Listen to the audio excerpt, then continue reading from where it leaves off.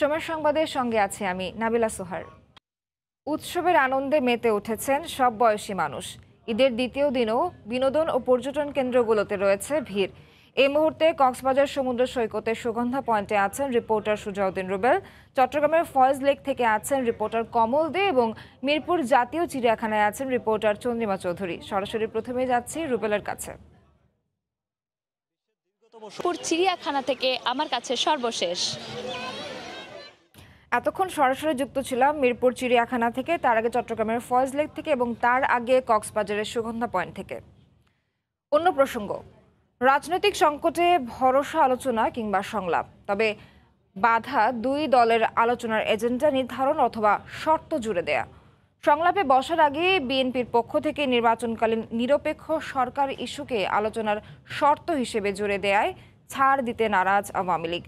বড় দুই রাজনৈতিক দলের দুই মেরুতে অবস্থান দেশের জন্য শুভকর নয় বলে মনে করেন রাজনৈতিক বিশ্লেষকরা।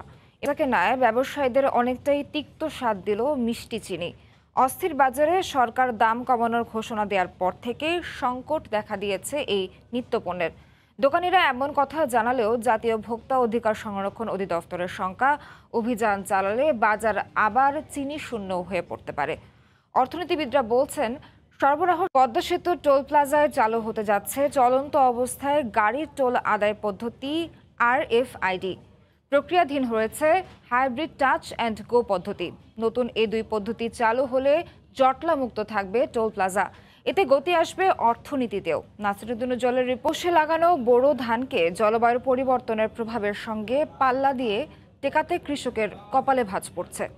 বিশেষ করে 28 ও 29 জাতের ধানে লেগেছে মোড়ক। কাঙ্ক্ষিত ফলন পাচ্ছেন না কৃষক।